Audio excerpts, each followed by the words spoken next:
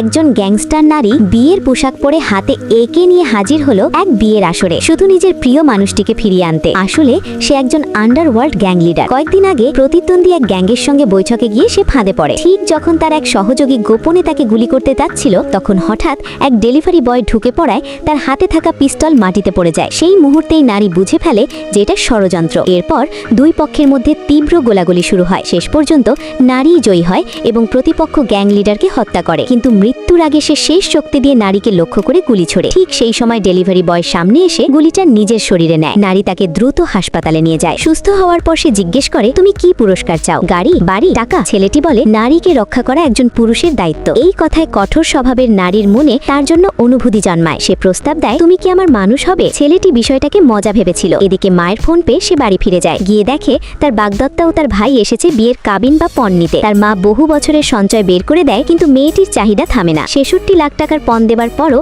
তারা আরো ২২ লাখ বাড়িয়ে ৮৮ লাখ দাবি করে। ঠিক তখনই সেই নারী লং শি কমার্স অ্যাসোসিয়েশনের বড় মেয়ে লং চি লোকজন নিয়ে লুমিং এর বাড়িতে বিয়ের প্রস্তাব দিতে আসে। সবাই অবাক। ছেলেটির নাম লুমিং, পেশায় একজন ডেলিভারি কর্মী। তার মা আগে থেকেই গ্যাং জীবনকে ঘৃণা করে, কারণ তার স্বামী গ্যাংয়ে জড়িত থাকায় মেয়ের মৃত্যু হয়েছিল। লং চি সোজা সাপটা বলে, আমি লুমিংকে বিয়ে করতে এসেছি। বাগদত্তা অপমান করে বলে, সে তো আমাকে ৬৬ লাখ পণ দিয়েছে, তোমার মতো মেয়েকে সে নেবে না। দুজনের মধ্যে হাতাহাতিও হয়। শেষে লং চি বলে যায়, আমি কিছু পারিবারিক ব্যাপার মিটিয়ে আসছি, ফিরে এসে বিয়ের কথা বলবো। অন্যদিকে বিয়ের দিন এসে যায়। লুমিং এর মা তার শেষ সম্পদ মায়ের রেখে যাওয়া বালা বিক্রি করে ৮৮ লাখ জোগাড় করেন। কিন্তু কনের পরিবার নতুন করে গাড়ি থেকে নামার উপহার হিসেবে আরো ৮ লাখ দাবি করে। লুমিং অনুরোধ করে, আগে বিয়ে করি পরে টাকা দেব, কিন্তু তারা অস্বীকার করে। অন্যদিকে গ্যাংস্টার মেয়েটি তার বিয়ের খবর পেয়ে বিচলিত হয়ে ওঠে। হাতে তুলে নেয় সেই পার্সোনাল AK-47। এরপর বিয়ের পোশাক পরে লোকজন নিয়ে রওনা হয় তার পছন্দের মানুষকে বিয়ে করার উদ্দেশ্যে।